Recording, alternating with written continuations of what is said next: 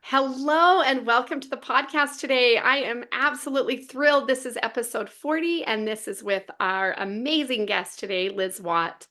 Liz Watt is a speaker, holistic wellness expert, author, and co-founder of Be Healthy Utah. She's passionate about empowering others to live healthier and more fulfilling lives. Liz combines her expertise in natural health with a deep understanding of personal and professional growth. She has authored several books, produced a podcast, and speaks to audiences about thriving in all aspects of life. A mother of six, Liz finds joy in creating meaningful connections, teaching others, and making the world a better place through her writing, speaking, and holistic approach to wellness. Welcome so much, Liz. We're so grateful to have you here today. Um, did you guys hear that beeping going off when we started? Not too loud. What happened? Well, I just had some text messages go through and I was like, oh no, hopefully you guys don't hear it on that side. But that's what happens. I think one of the things we're going to touch on here is about, you know, try to become successful when we have a crazy life, right? When Yes. we're actually living life. And if you see that people on the outside have it all together, you're actually not really seeing them.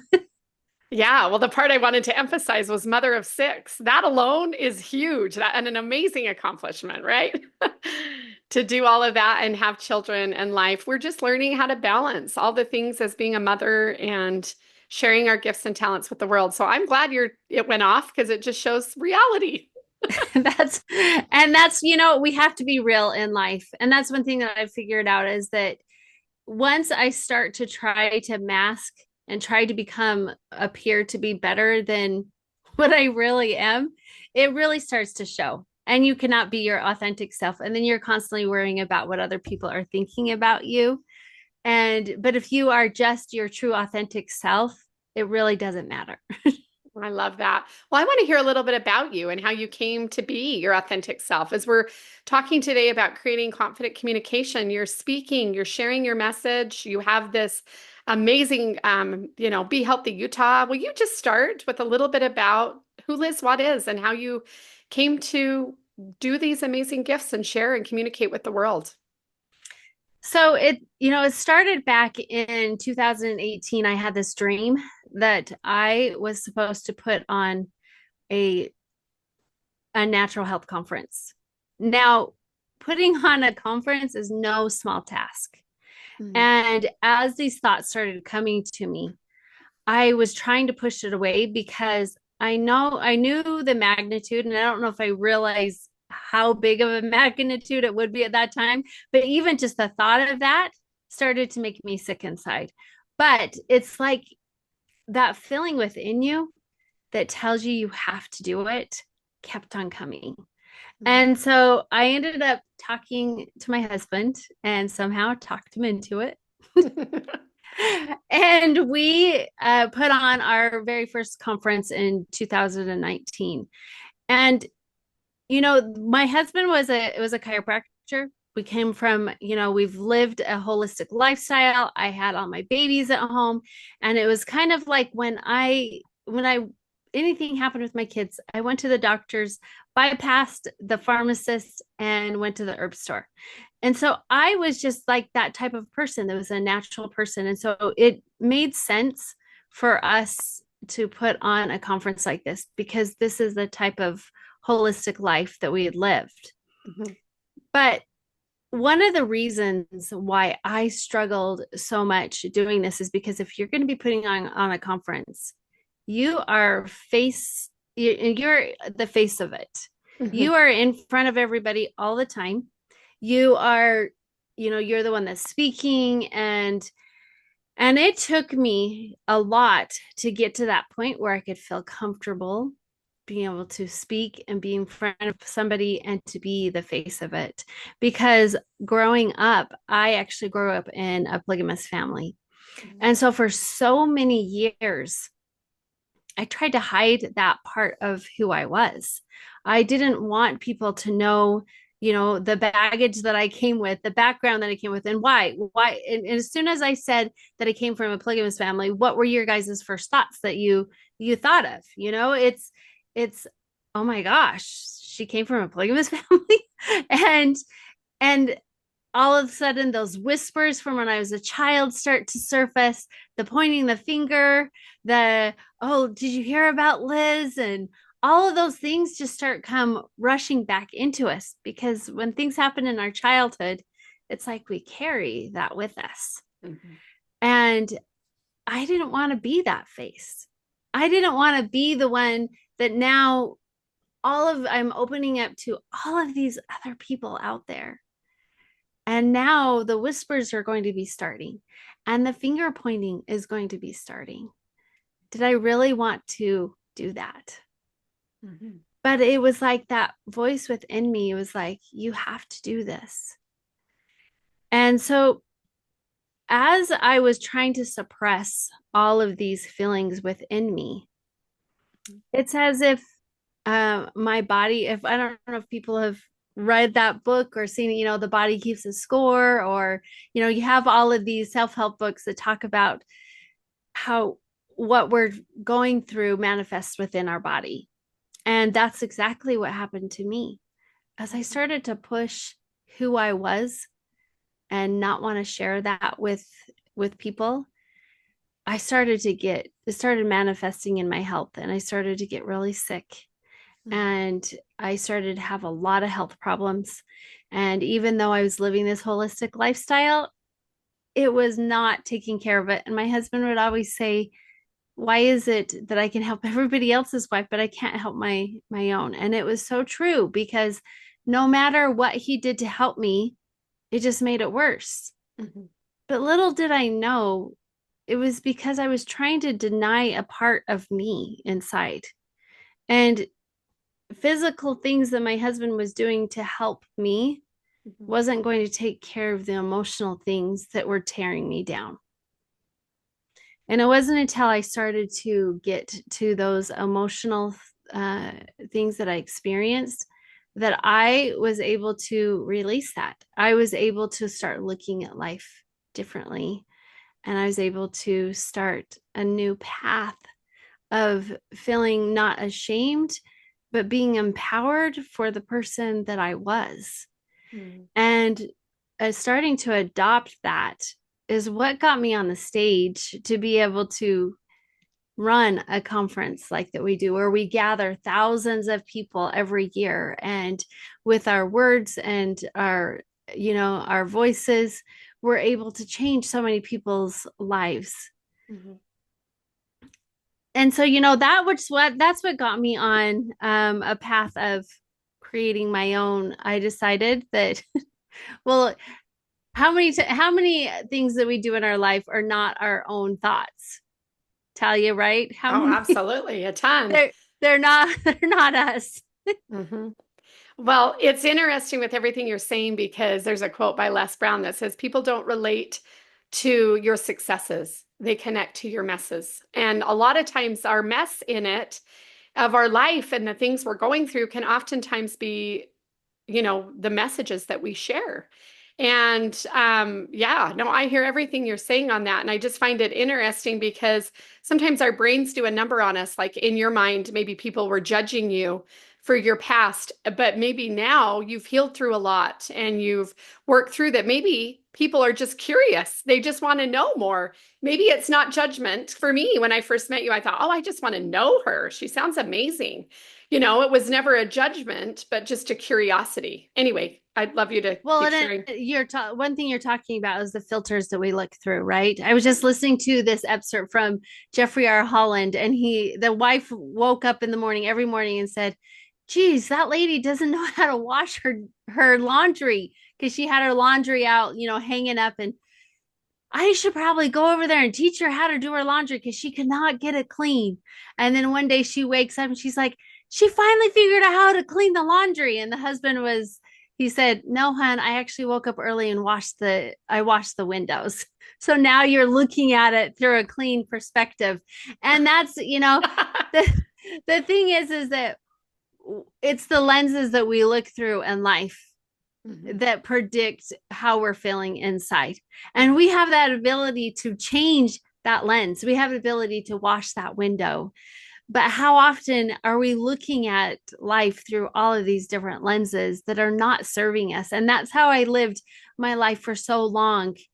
And I think the biggest thing that, we'll talk a lot more about this within the podcast, but the biggest thing I think that is so important is that we cannot become the person that we were meant to be. We cannot serve the people we were meant to be, that we're supposed to. We cannot be that light among others until we start to look and we look at ourselves and we realize the importance that are within us, and that we are here to be able to help so many people.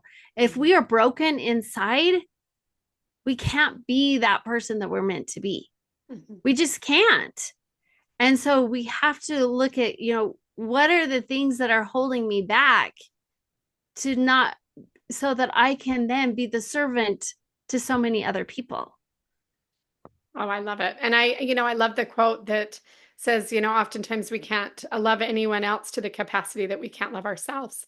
As we learn to love ourselves for all of our weaknesses and all of our strengths, um, and love ourselves no matter what, I find that it's easier to love other people and have those relationships of, sometimes we're hardest on ourselves, but as we can love and forgive ourselves first, then I feel like we can help and love others more. And I feel like that's something you've done. You and I have been able to be connected through the National Speakers Association and over the last year and some of the things we've done and classes that we've taught. But I just learned a lot from you as you've been sharing your story. And I would love you to share a little bit about where this has gone for you. Like since you've done the conference and you've had such great success and met such incredible people, when did you find the courage to start sharing your story, and communicating and being confident in who you are? How did that evolve? First of all, I want to say it's a process. And if anybody thinks that they can just do a switch in their head and all of a sudden they're a different person and they think differently, then you're actually not fully changed, because it takes a long time. And there's still moments in my life, even though I have done so much healing towards it, that I still revert back to that child. So I want anybody to know that whatever I say, that it does take a process and you have to give yourself grace for that. Yeah. But as I talked about earlier, that most of these thoughts that are come to us that are supposed to bless other people are not actually our own thoughts. They come from above, right? That's where they come. And I had this feeling that I needed to tell my story. I needed to share with others my story, but and I needed to do it in, the book form. And did I really want to tell my story? Did I really want to do that? Did I really want to be so vulnerable and tell that? But ended up having this accident, and I was flat for 6 weeks. I couldn't. It was I went on a date with my husband, and afterwards we're walking to the car. I step on this rock. My hands were in my pocket, and I go catapulting forward, hit my face into the cement, and I smashed my face, tore both of my knees, and I had to get a knee replacement on one of my knees. And for me to get into the doctors and all that kind of stuff, it was a 6 week process. And as I'm sitting there, because I couldn't do anything, the spirit just said to me, Liz, I'm giving you a gift. I'm giving you an opportunity to write your book. I'm giving you this opportunity of stillness because you can't do anything else. Mm-hmm. And so take this as a gift and run with it. So for that 6 weeks, I sat and I started to write my book. And as I started to write it, because it's like when we're doing the things that we're asked to do, it's like that flow starts to come. Mm-hmm. And as I was sitting there writing, it was like these thoughts and inspirations and stories just started to come. And after that 6 weeks, I basically had a rough draft of what my book is. At that point, I probably had about 40,000 words, word count, which is pretty good, you know? And I thought, okay, this book is going to be done in, November. Hopefully it'll be ready for Christmas time. And little did I know that that was going to be like a 2.5 year process to do. But I put my heart and soul into that. And I tried to make sure everything was as accurate as I could. I tried to be sensitive towards my family. I tried to be sensitive towards, church experiences. I just tried to be mindful as much as I could, but I was led, I feel, by by the greater good in so many different ways. And people came into my life, like Talia, you came into my life through the book writing things in the beginning. And we started writing books together and things like that. But you know writing that book did more than just tell my story. Mm-hmm. But it began to heal that broken girl inside. I was faced with a lot of things that here you think that you're healed from stuff, but you're actually not. Mm-hmm. And, but through that, it seemed as if the empowering person within me, the person that I was created to be, started to emerge. Mm-hmm. And I was able then to create a business that is now helping so many people's lives. And I could not have done that if I wouldn't have really taken the time to focus on that person inside of me and to be able to heal the brokenness that was in me. And all of us experience that. All of us have, I always say that we all are experiencing the same emotions. We just have different stories.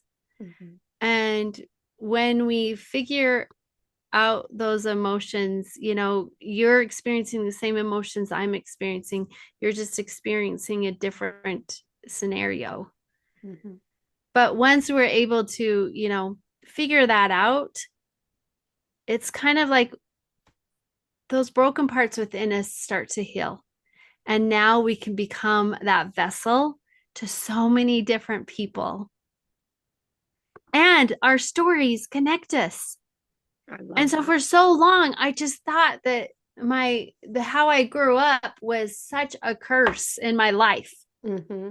And it wasn't until I realized the blessings that was in it that I was able to become the person that I was meant to be. And I know I say that a lot, but it's kind of like we can't become that person that God needs us to be or whoever needs us to be until we figure out the worth within us.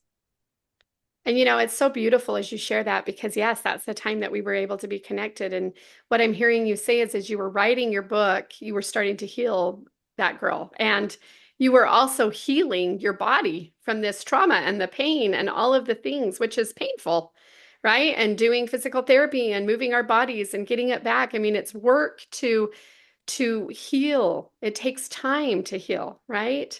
And are we ever absolutely perfectly put back together? Because we did connect at a time I had torn my meniscus in my knee and I didn't take very good care of it. And I still have issues with my knee. I still feel it, right? When I'm working through. But what I've realized is it's a process that we're not broken. We're beautiful in the process of even when we're healing and when we're growing. I wanted to ask you, because to me, I know you probably had trials among that. I like to ask a lot of my guests, did you experience opposition? Did you have trials while you were working through trying to get this book out? I mean, I heard you say the pain you were recovering from, but I think you've shared also that you have struggled with dyslexia. I mean, has there been anything that's been a difficult trial for you or opposition as you've tried to share this book with the world and get your message out? I have struggled with dyslexia my whole life. And I remember when I was younger, it kids would laugh at me about it. I was always they would take me out of my class and put me into a different class. And so here I was leaving the group and people knew why I was leaving. And I always make the comment, when I graduated, I was so dumb that I got a scholarship because I ended up getting a full ride scholarship because of my dyslexia. And so, dyslexia has been a huge challenge for me. And it's been another thing in my life that I don't really like to write things out because it's the spelling is, your spelling just gets mixed up. Yeah. When you're in that age of learning how to spell, you're actually in that stage where they're trying to teach your brain how to think differently. Like Mhm. when you have dyslexia, things get mixed up, but the pathways aren't exactly right. And so when all of your friends are learning how to spell, you're trying to train your brain to do it differently. And so spelling is just is something that you have to kind of pick up as you go along, and you don't necessarily always get those fundamental things when you're younger. Mhm. And so, but one thing that is technology is beautiful in ways, right? Yes. And I remember when I went off to college, one thing that they gave me a spell checker. And now it's like we have spell checkers on everything. And now we have even AI that says, why don't you word it this way a little bit different? And so with dyslexia, I could have let that held me back. Mhm. And it is hard. It is hard when you have dyslexia, but you also have some other things in your life because your brain is amazing. And even though it struggles in one area, it will make up for it in other areas if Mhm. we allow it to. And so I had this struggle with reading and writing and all this stuff, but the creativity in my life was able to grow and be like, okay, well, we can do this differently. And how can we do this differently?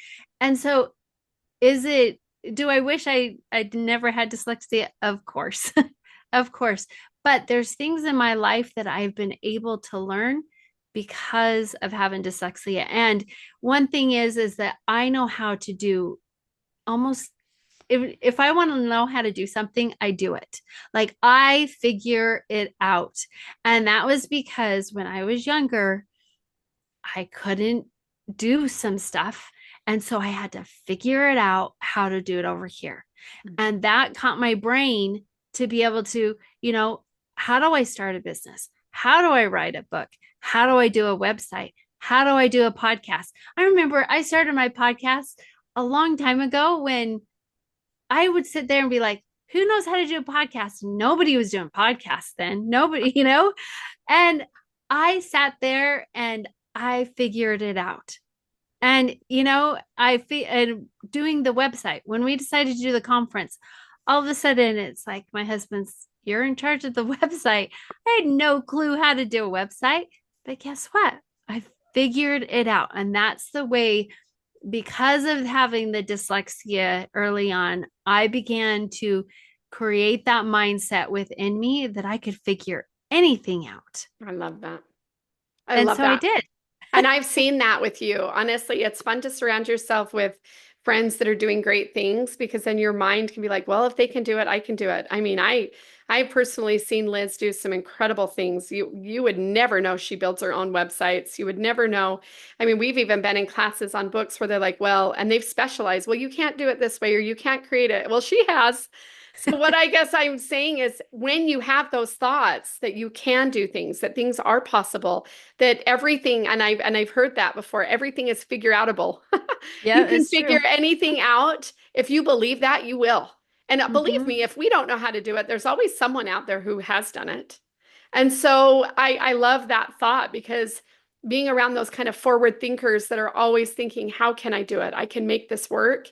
It's just amazing. And I want to just say great work and thank you for being vulnerable to share share with us, the pain you had in your recovery and your accident and your surgeries and the vulnerability around dyslexia, because I think sometimes our challenges can hold us back from wanting to communicate and wanting us to be confident, because sometimes we're strong in other areas and weak in some.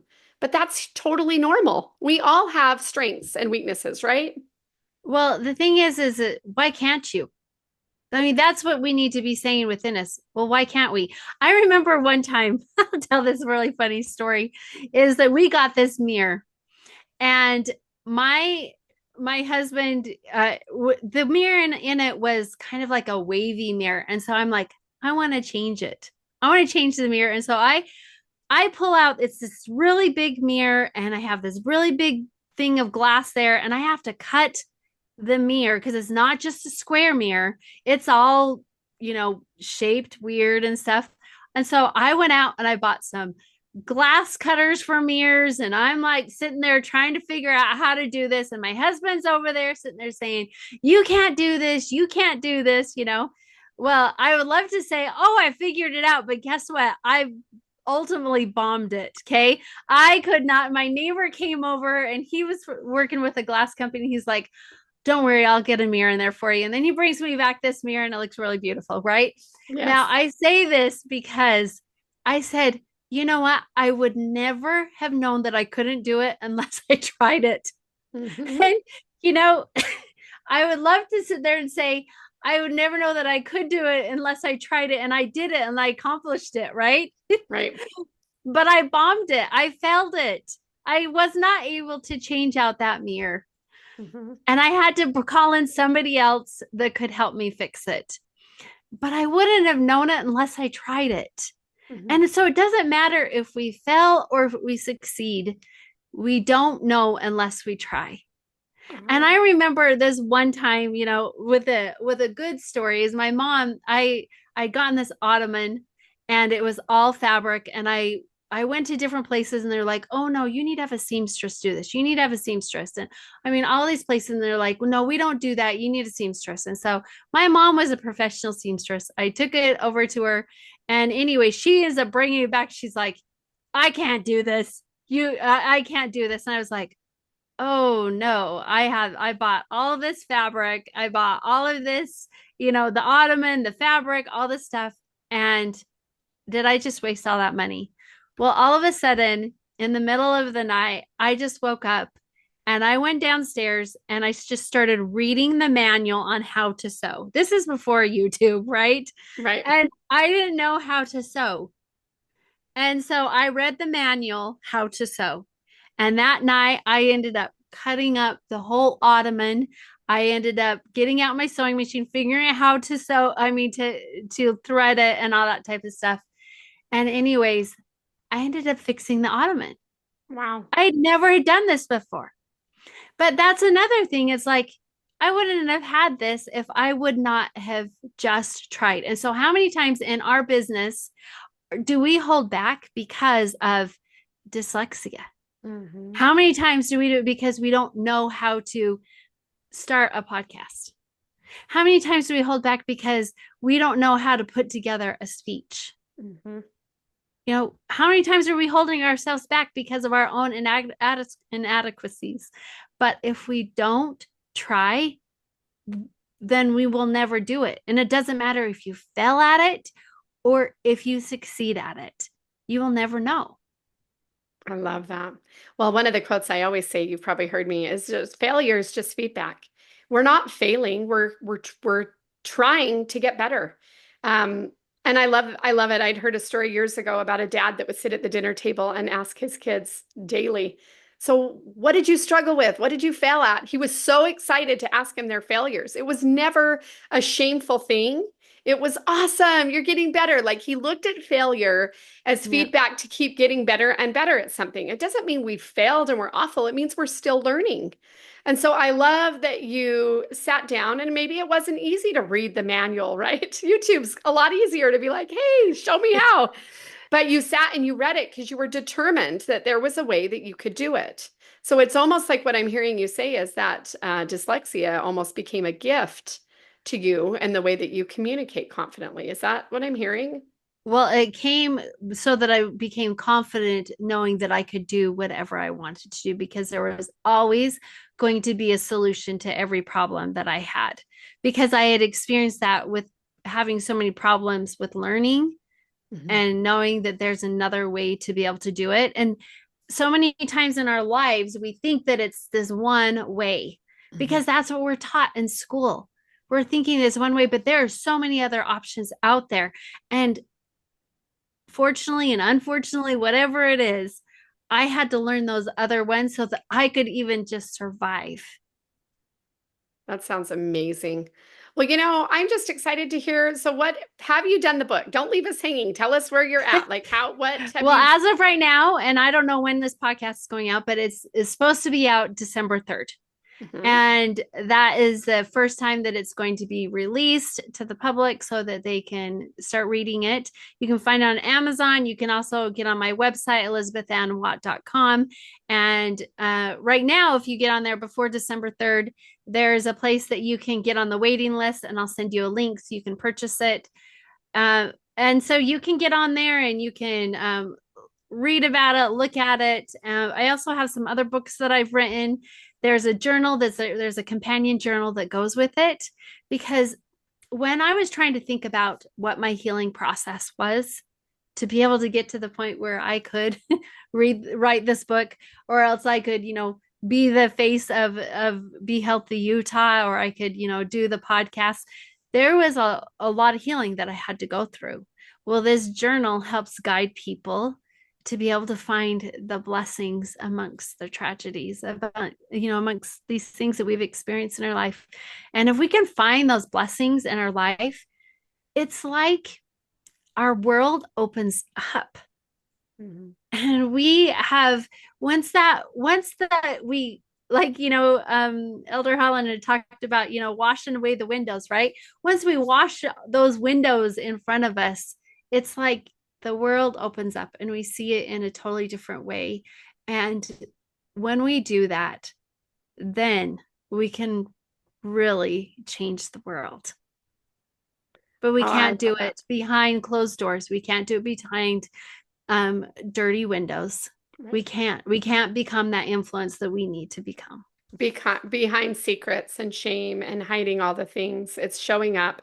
And I've heard some of your beautiful stories about, and I just can't wait to read your book. I'm so excited. And this podcast definitely will be out before your book. So I would highly recommend. What we'll do is we'll put in the links. How can we find you? Like we'll put in the link. Where can they go We'll just again? put in the link for my website. That's probably the easiest, Okay. is elizabethannwatt.com. That's what my full name is, and that's what is on my book as my author. And so you can just get on there and you can find out more about it. You can find out also more about my speaking and, how I really try to change the world with my thoughts, with my words and my actions. And you can see that within my conferences and stuff, is that I really want to be able to educate and help people live a better life. Oh, I love that. Okay, and what's the book called? Did you even tell us the book yet? Oh, I don't know if I've told you. It's called Becoming Me, A Polygamous Girl's Journey to New Beginnings. And one thing we should probably say is that, if you can see right here. Oh, it's beautiful. Yes. So there's a necklace that I wear all the time, and it's called Becoming Me, and that's the title of my book. And we are becoming us every single moment with every choices that we make. And you get to decide what that becoming looks like to you. And if you want to be able to be that person to help others, you can. If you decide that you want to shy away and not become the person you're supposed to be, then you can do that too. But I encourage you to become the best version of yourself every single day with every choice and every decision that you make.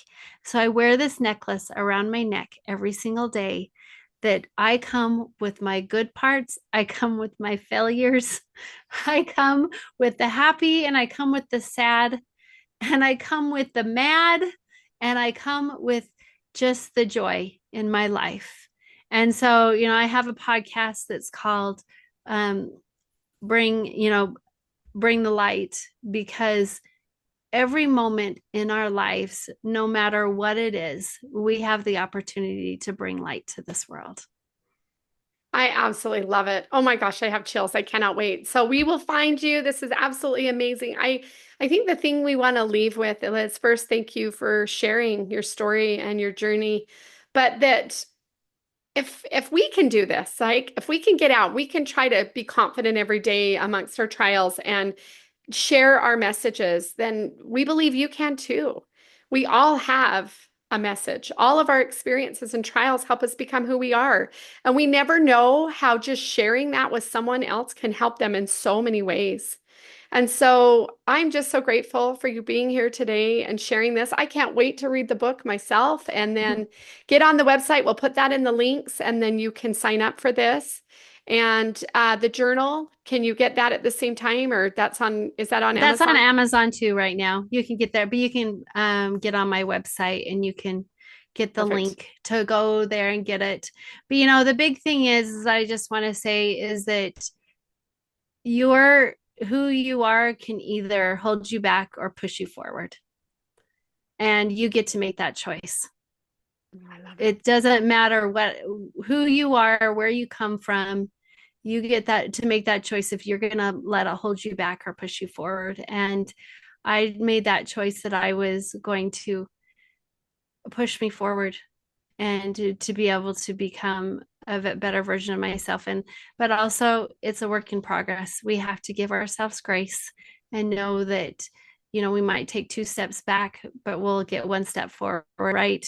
And then the next day we might get three steps forward and one step back. But you have that choice within you, the type of person that you want to become. And are you going to hold that back, or are you going to step into become the person that you were intended to be? Oh, I love that. And someone had made the comment, baby, baby, baby, baby steps is still moving and crawling is better than just staying still. So let's all take her advice as we want to start becoming who we're meant to be and creating confident communication. We can do that just one step and one movement at a time and not let it hold us back. So I'm just so grateful. Thank you all for being here, and we will see you soon. And then please look at the show notes and find Liz. And we're so grateful, Liz. Thank you for being here with us today. We sure appreciate you. It was fun being with you. All right.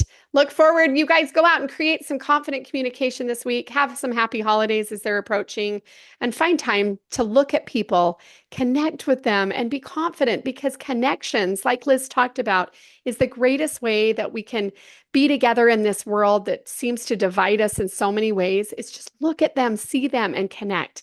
You've got this, and we will see you next week, my friends.